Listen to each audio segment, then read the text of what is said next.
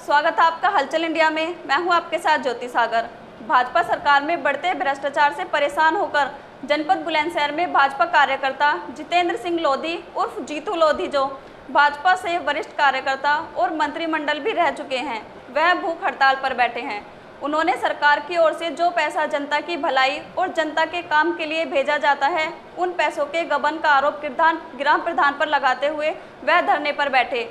सरकार के पैसे का दुरुपयोग ना हो, इसलिए भाजपा कार्यकर्ता जीतू लोधी ने धरना शुरू किया। भाजपा कार्यकर्ता ने बताया कि अपनी ही सरकार की छवि धूमिल होने से परेशान होकर उन्होंने यह धरना शुरू किया है। विकास कार्यों में हो रहे भ्रष्टाचार को लेकर जीतू लोधी ने कई बार अधिकारियों से शिकायत भी की है, लेकिन शिकायत के बावजूद कोई कार्रवाई ना होने से परेशान होकर उन्होंने यह कदम उठाया है। उन्होंने डीएम कार्यालय के बाहर धरना स्थल पर भूख हड़ताल शुरू की है। भाजपा कार्यकर्ता जीतू लोधी मुख्यमंत्री से मिलकर भ्रष्टाचार की शिकायत करने पर अड़े हुए हैं। जीतू लोधी ने बताया कि शौचालय बनाने के लिए जो पैसा सरकार की ओर से आया था, उस पैसे का ग्राम प्रधान पर गबन करने का आरोप लगाया है। जीतू चौधरी ने मीडिया से बात करते हुए अपनी मांगे रखी कि जो पैसा सरकार की ओर से आता है उसका विवरण नहीं है, उस पैसे की जांच हो और जांच में दोषी पाए जाते हैं जो लोग, उनके खिलाफ कड़ी कार्रवाई हो। इसके अलावा जो पैसा बकाया है उसकी रिकवरी हो।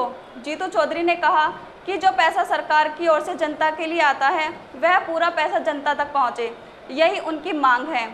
जीतू चौधरी ने कहा कि वह अपनी जान गंवा देंगे, मगर यह बिल्कुल भी बर्दाश्त नहीं करेंगे कि जनता भाजपा सरकार की आलोचना करे। वह चाहते हैं जिन लोगों की वजह से जनता सरकार को गलत ठहरा रही है, उन लोगों की जांच होकर उनके खिलाफ कड़ी कार्रवाई हो।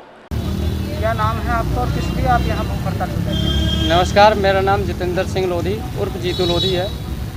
मैं भारतीय जनता पार्टी से वरिष्ठ कार्यकर्ता रहा हूँ और बचपन से ही रहा हूँ। अभी पूर्व में मैं मंडल मंत्री था और मैंने मजदूर किस्म का व्यक्ति हूँ।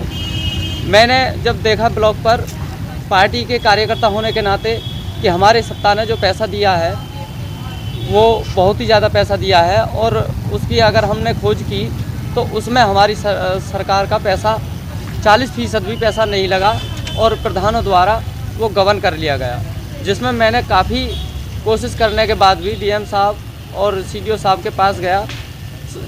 ये कह देते थे कि ठीक है कार्रवाई हो जाएगी, लेकिन आज तक 3 साल से कोई भी कार्रवाई नहीं हुई है।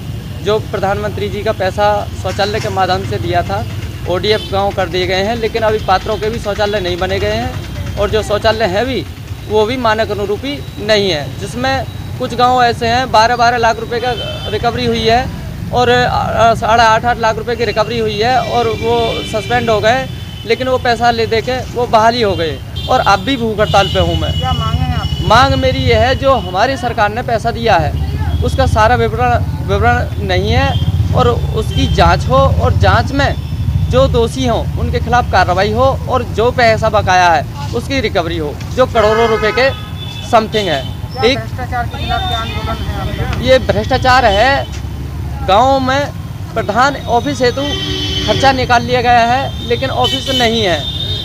कुछ ऐसे हैं जो फर्जी मनरेगा के काम दिखा दिए गए हैं, जिसमें वीडियो भी वायरल हुई है, जिसमें वीडियो अभी पीछे वीडियो साहब सस्पेंड हुए थे, डीएम साहब ने सस्पेंड किए थे। लोगों की कमी है, जो कौन लोग हैं जो सरकार की छवि खराब करना चाह रहे हैं? ये छवि तो जनता में जब जनता को लाभ नहीं मिलेगा और जनता को पूर्ण रूप से सरकार दे रही है और सरकार की तरफ से मिलने वाला लाभ जनता को पूरा नहीं मिल पा रहा है और वो सरकार पूरा दे रही है और जनता तक नहीं पहुंच रहा है। बीच में जो खा रहे हैं तो ये बीच वाले कमी करके नहीं है, तो जनता पे असर जा रहा है। जनता हमारी सरकार को गलत ठहरा रही है, हम ये बर्दाश्त नहीं करेंगे। हमारी सरकार इतनी अच्छी है, हम सरकार की आलोचना होने नहीं देंगे, इसलिए मैं अपनी जान गंवा दूंगा। मैं जब तक मेरी मांग मुख्यमंत्री जी से है। मैंने डीएम साहब से काफ़ी कोशिश कर ली, कई डीएम साहब ने मेरी आज तक किसी ने नहीं सुनी है।